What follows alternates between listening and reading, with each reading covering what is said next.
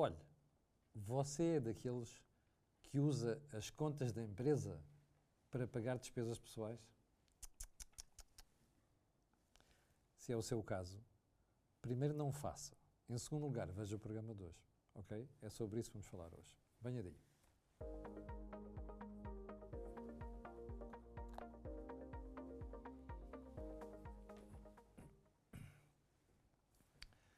Bom, já sabe qual é o tema, então nós vamos falar da confusão entre contas pessoais e contas da empresa, que é uma coisa muito típica em Portugal, particularmente nos pequenos negócios e nas pequenas empresas. Bem, quer dizer, também há umas empresas maiores onde as coisas acontecem.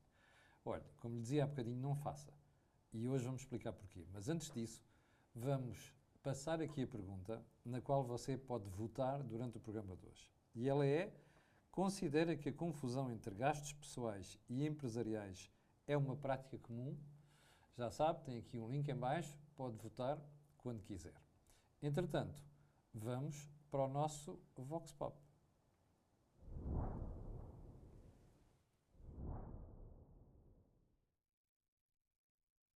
Sim, a confusão entre gastos pessoais e empresariais é também conhecida como coming out de fundos. É uma prática relativamente comum, infelizmente, mas especialmente nas pequenas empresas. Eu costumo dizer que é mesmo nas microempresas.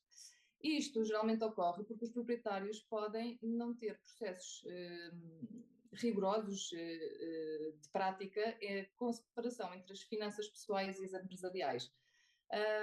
Ou então por falta de compreensão, de conhecimento realmente sobre o que é que devem colocar e o que é que não devem colocar nas contas da empresa.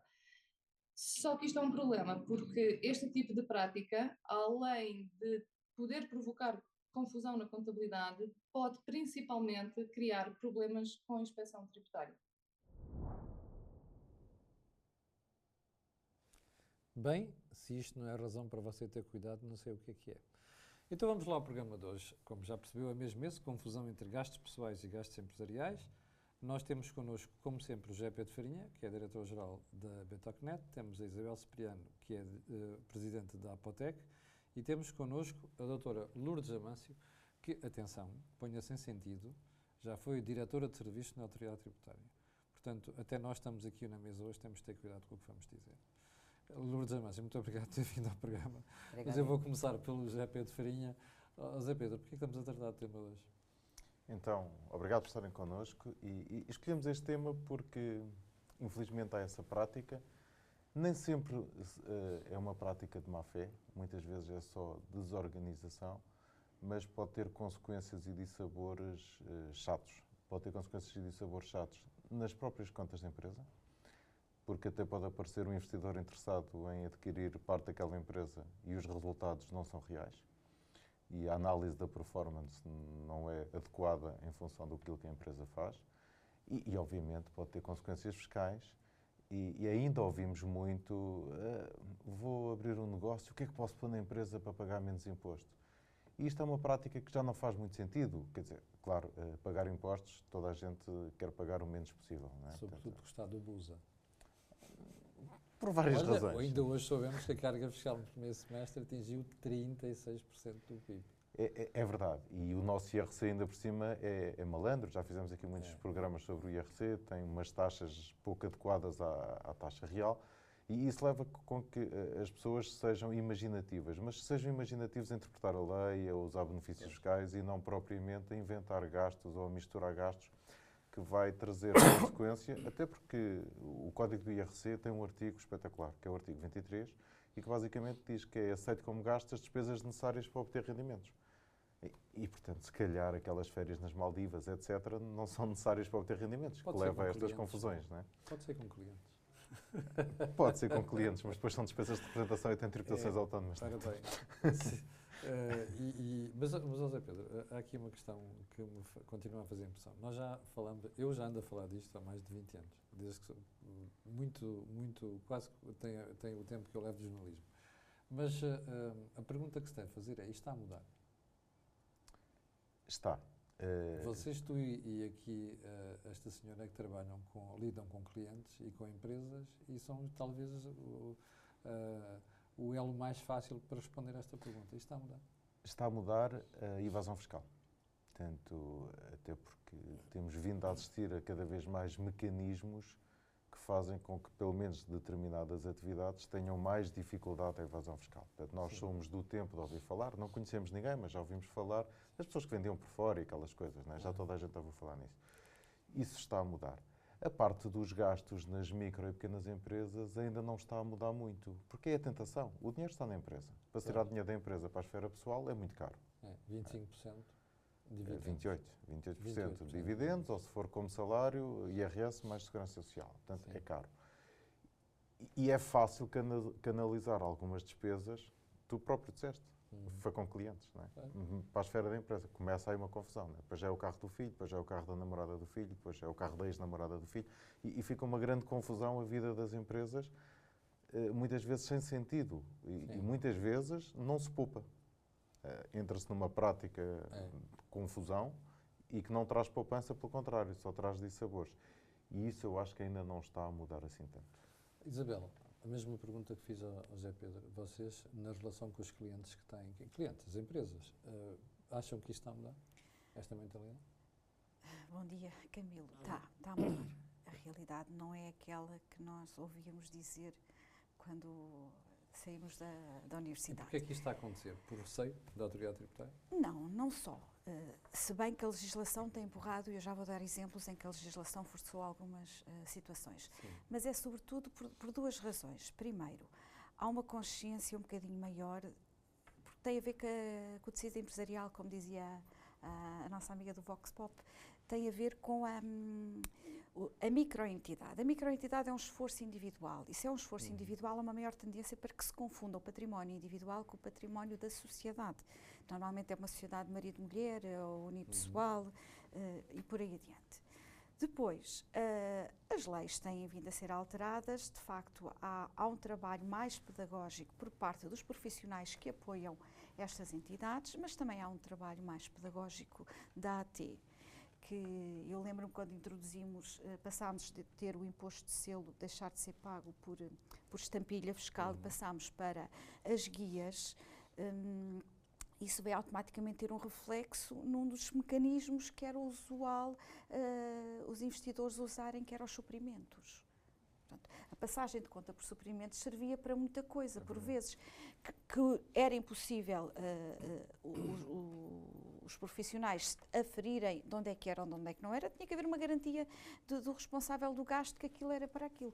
Quando a AT começou a tributar imposto de selo os suprimentos, essa prática passou a ser um bocadinho mais limpa, por assim dizer. Mas sim, há uma mudança de mentalidade, se calhar não a passos tão grandes como nós queremos, porque isso também tem a ver com a forma como o empresário valoriza a gestão. Agora, saindo um bocadinho da esfera do fisco.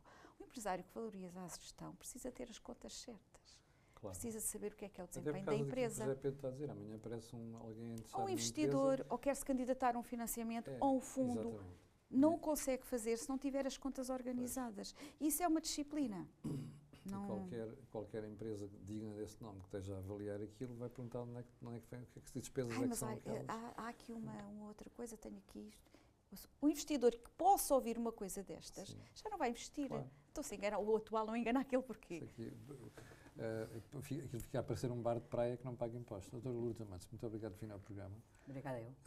Durante os anos que esteve na autoridade tributária, apanhou, de certo, muitas situações destas? Apanhei, e nota-se e corroboro perfeitamente o que a doutora Isabela e o doutor Farinha disseram sobre a matéria, porque, efetivamente, as microempresas é onde se confunde mais, digamos, o património individual com o património... É tentador. É tentador, eu acho que sim. Embora a legislação fiscal também tenha evoluído bastante nessa matéria. Embora eu reconheça que, em termos da mentalidade, os comportamentos não se alteram facilmente e leva bastante tempo. Mas, no que diz respeito à legislação fiscal, houve uma evolução significativa.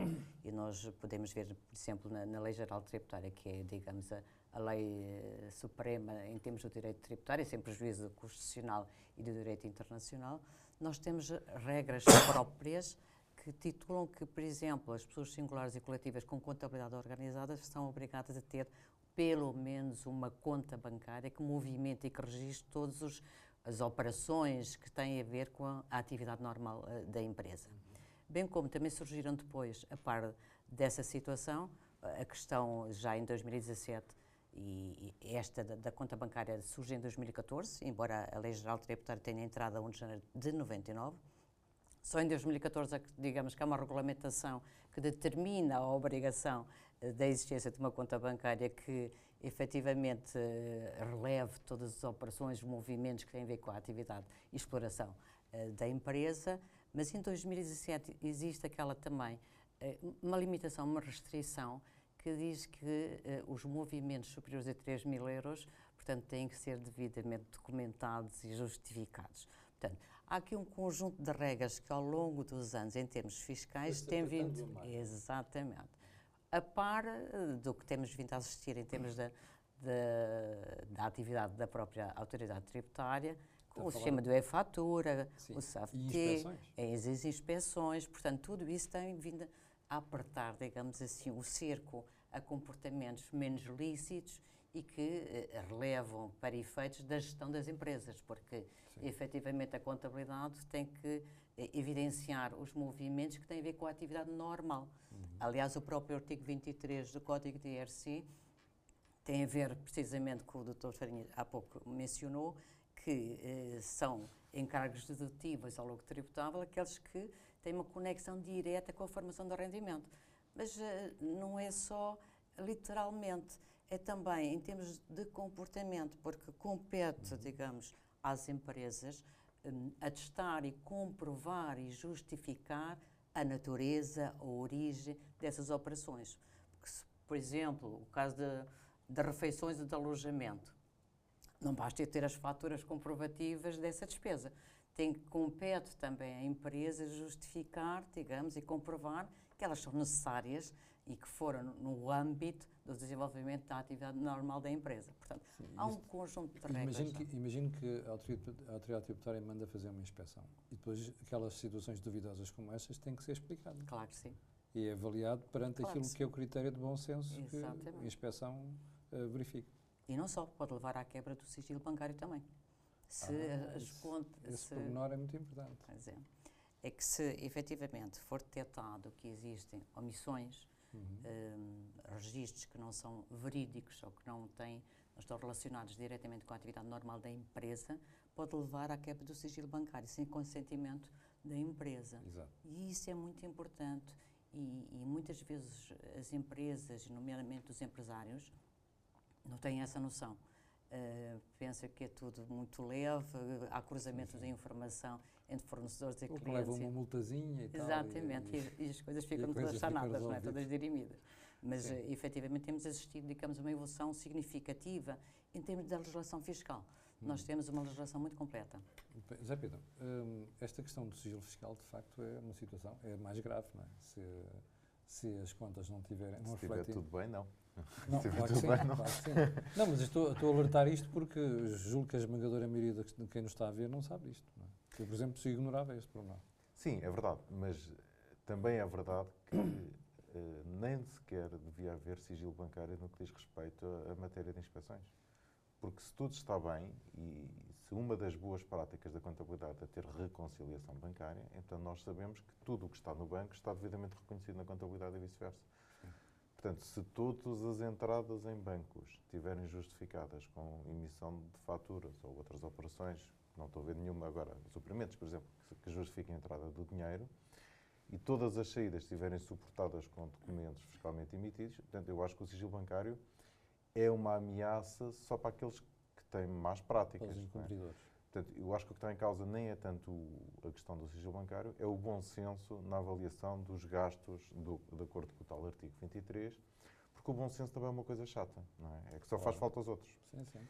E o empresário está cheio de bom senso e o inspetor tributário também está cheio de bom senso. Na verdade, ali no meio está o verdadeiro bom senso.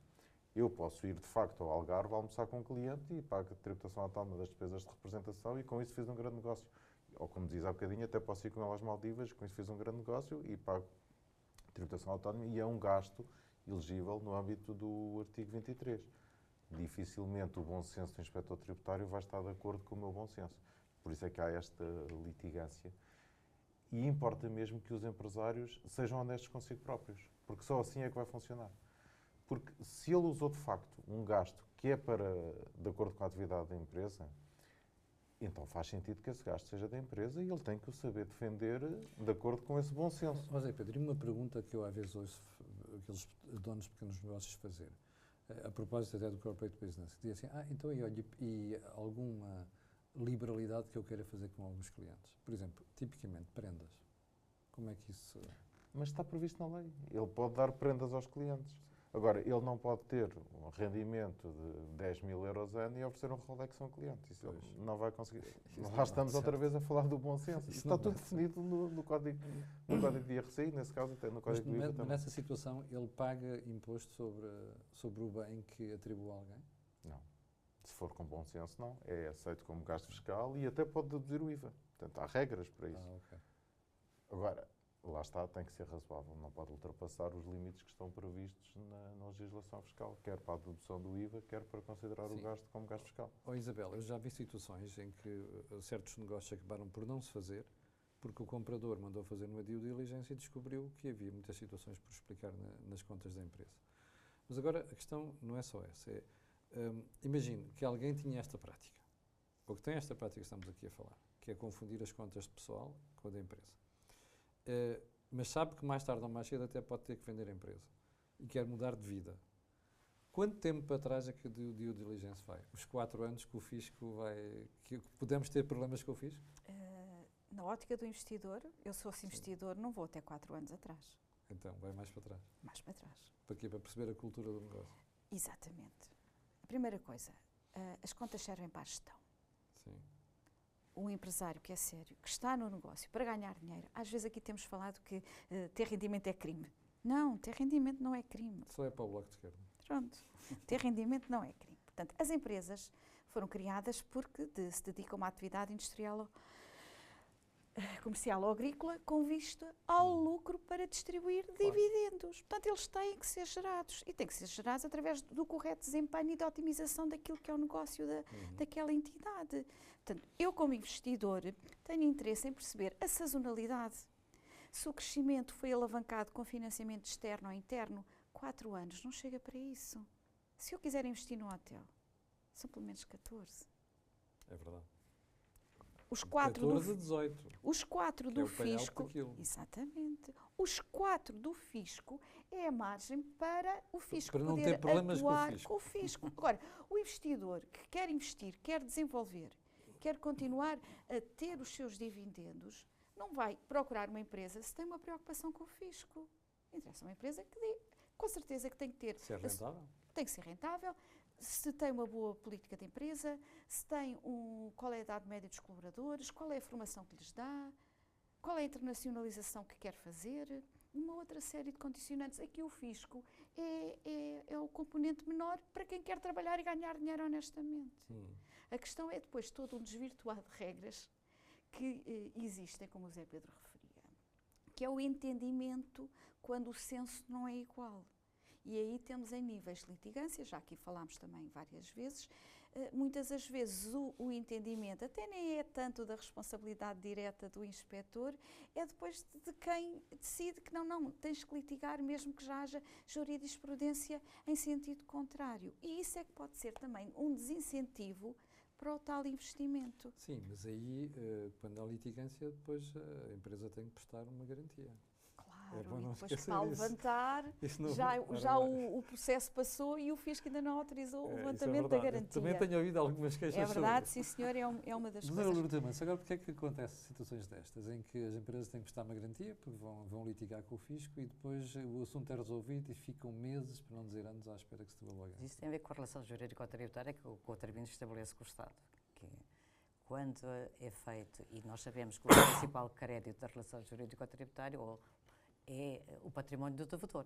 Ora, se efetivamente concluímos que aquela dívida existe, é uma dívida exequenda, que foi instaurado um processo de execução fiscal, e, portanto, ainda há ali um período de 30 dias para a oposição em que ele pode contestar a existência da dívida por ilegitimidade ou outro motivo qualquer. E o Estado, depois, ao fim dos 30 dias, pode penhorar. Portanto, é isso que decorre do processo de execução fiscal. Portanto, para evitar a penhora, é exigido, digamos, uma garantia pelo valor da dívida acrescida de juros de mora, é mais 25%, etc., para garantir ao Estado o quê? Eu não penhorei, não arrastei aquele montante do património. Muitas vezes nem existe património, que é outra situação. Sobretudo em empresas de serviços. Exatamente. Mas isto nós percebemos, Dr. Luís Amâncio. Agora, o problema é quando já está resolvido o assunto e a empresa, ou o devedor, ou o contribuinte quer reaver o valor da garantia e fica meses à espera. Isso tem acontecido. Provavelmente, como têm conhecimento, nos últimos anos a Autoridade Tributária tem informatizado todos os seus procedimentos, e nomeadamente processos. Esses processos de execução fiscal correm termos sempre nos serviços locais periféricos, nos serviços de finanças. Nas repartições de finanças. Exatamente. Pronto, porque é o órgão, digamos, que é o responsável pela instauração do processo e gestão desse processo. Muitas vezes acontecem situações de lapsos informáticos, acontece muito, em termos de não levantamento atempado da garantia quando a dívida já está extinta, porque ela extingue-se com o pagamento, e a partir do momento em que a dívida está extinta, obviamente que têm que ser libertados, digamos, todas as garantias prestadas pelo contribuinte. Haverá com certeza casos eventuais em que há atrasos na restituição ou no ressarcimento, digamos, dessas garantias prestadas, mas essa não será a regra também, visto que os procedimentos, como referi há pouco, eles estão praticamente todos informatizados e isso é gerido quase automaticamente, embora muitas vezes existam registros que são tardios, e tive esses casos concretos também de consulta a processos em que não havia ali uma adequação temporal entre o movimento que foi feito e o registro que é feito no processo. Portanto, isso pode dar origem a atrasos na restituição das garantias prestadas pelos contribuintes. Zé Pedro, conheces casos destes, dos teus clientes? Conheço, mas são clientes que assumiram que têm um depósito a prazo e, portanto, quando se resolver, até vai ser bom. Mas eu gostava de voltar ao tema das despesas. Sim. Eu acho que também é o problema ao contrário, e estávamos a esquecer de falar dele, que é nós, no âmbito da atividade empresarial, portanto, muitas vezes tem necessidade de comprar determinados produtos ou serviços e quem vende diz, ouvi dizer, que só vende sem fatura. E muitas vezes o empresário... Eu confirmo, já passei por situações destas. Pronto, e muitas vezes o empresário ou compra assim ou não compra. E sobretudo, não é só comprar produtos, é comprar serviços. Normalmente serviços. Onde tu tens um problema de mão de obra e de O qualidade. produto é mais complexo, porque depois há as questões dos estoques, etc. Sim. É mais complexo. É nos serviços que acontece. Mas também acontece nos produtos. Mas nos serviços, já toda a gente estava a falar, no mecânico, Sim, etc. sim. Qual é a consequência? Carpinteiro, canalizador e coisas desse Ou no género. médico. E eu sei do que estou a falar. Qual é a consequência disso? Portanto, ou o dinheiro sai da empresa para pagar esse serviço e temos um problema, e aí o sigilo bancário pode ser um problema, temos um problema de despesas não documentadas, não é? E de justificar essa saída de dinheiro, que ao limite são dividendos para o sócio, não é? Ou o dinheiro sai da esfera pessoal. E para que o sócio tenha dinheiro para ele pessoalmente fazer essas aquisições de serviços, significa que ele já pagou o IRS, Segurança Social, etc. Claro. E está a ajudar outro a uma evasão fiscal. Portanto, ele está a prejudicar as contas da sua empresa, porque não vai aproveitar o gasto para efeitos fiscais e pagar menos IRC na sua empresa, está a contribuir para que o outro tenha evasão fiscal e está a prejudicar-se a si próprio, em termos de pessoa, porque mais cedo ou mais tarde isso vai-lhe bater à porta, ou porque já pagou o IRS antes, ou porque vai pagar depois. Mas imagina que ele não tem forma de justificar aquilo. Sei lá, de qualquer maneira. Primeiro que não quer tirar dividendos da empresa, paga 28%.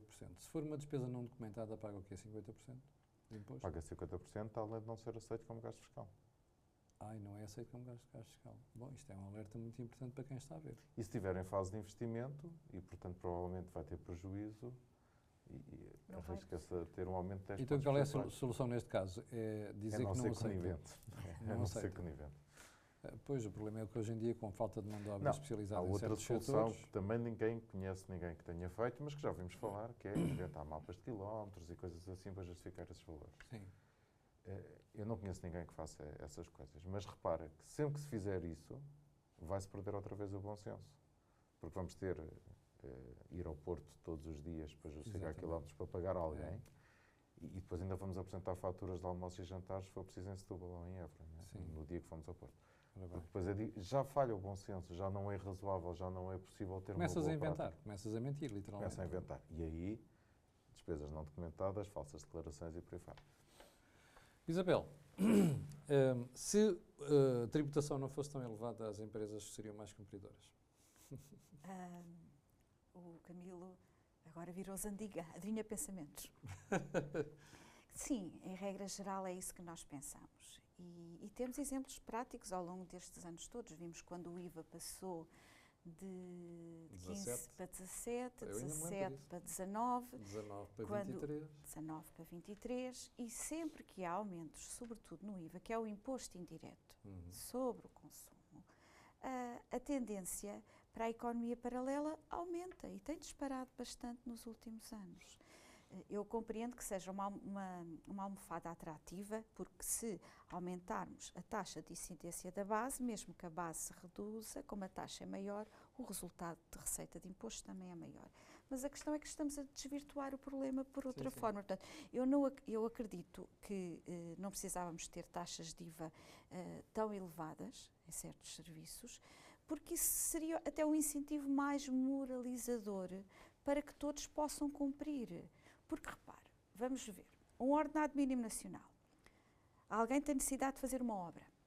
Vai pagar mais quase 25% de uma coisa que não vai ter reflexo nenhum no seu IRS? É. A questão é essa. Exatamente. É que muita desta economia que estamos aqui a falar poderá estar associada ao consumo do consumidor final, que não vai repercutir. E a questão passa por aqui. Exatamente. Pronto. Fica um desafio para o orçamento. Posso perguntar-lhe, como antiga técnica da AT, o que é que acha deste ponto? A tributação mais elevada não fomenta a fuga? Obviamente que até em termos universais isso É aceito. é aceito, mas e tem que haver, digamos, uma aceitação social relativamente aos valores das taxas, que isso é fundamental para que se aceite a tributação.